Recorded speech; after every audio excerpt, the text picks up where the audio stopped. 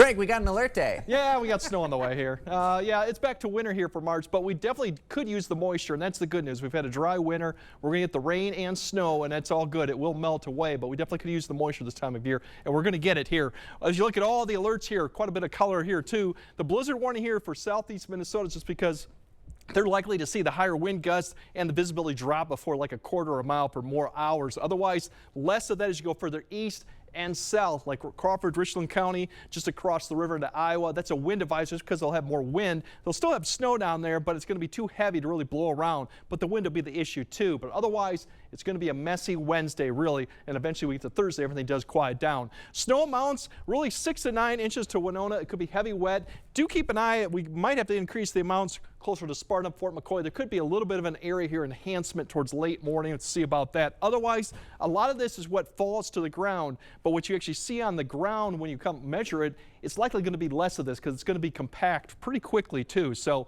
you probably won't see 7 inches on the ground at any really one point. Otherwise, you look at the road conditions, it's really wet tonight. We'll start seeing that slush get more of a factor late tonight further north, and eventually it will get more snow covered at times. Visibility is going to be probably the worst in the morning, should improve in the afternoon time frame, and the roads will probably be more wet, at least the main ones. Going home, the winds will still be there, but overall the snow won't be occurring as much. Really, the transition line is really what you have to keep note of how far that does or how quickly it does sink to the south. And it's really after about 11, I think you'll start seeing a transition for Eau Claire northward.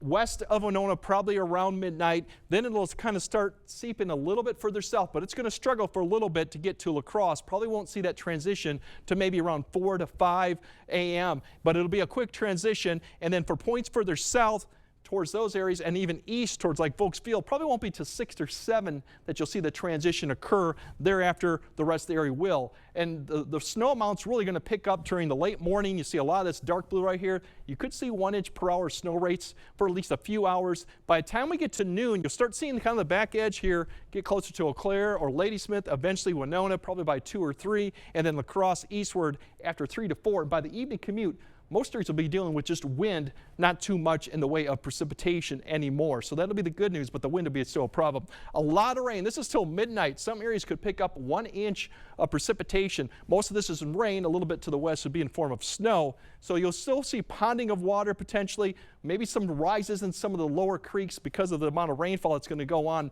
Pretty much still frozen ground. Snow amounts to about midnight. Most of that is to the west and north, but you still could pick up towards Rusk County 1 to 2 by that point. Then as we go throughout, this is where most of the snow will fall for majority of the area. Through about 5 p.m. you can see this is the area could be a little bit more enhanced. Otherwise, a general 3 to 6 for a lot of areas. We'll just have to keep an eye on when some of these bands set up that you can get more enhanced snowfall. Those will be the areas that'll pick up a little more. Winds, it's definitely going to be windy out there. These are sustained 20 to 25 in the morning.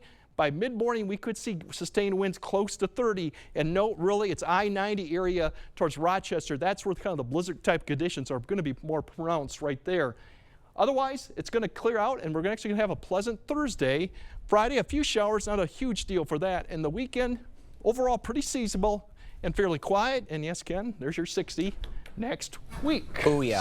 And then we spring forward on Sunday. Unfortunately, not to break any spirits here, but the following weekend we have another system to keep an eye on too. Oh. So classic Wisconsin. it's right March. So much going on. We'll take the good with the bad. Thank you, Greg.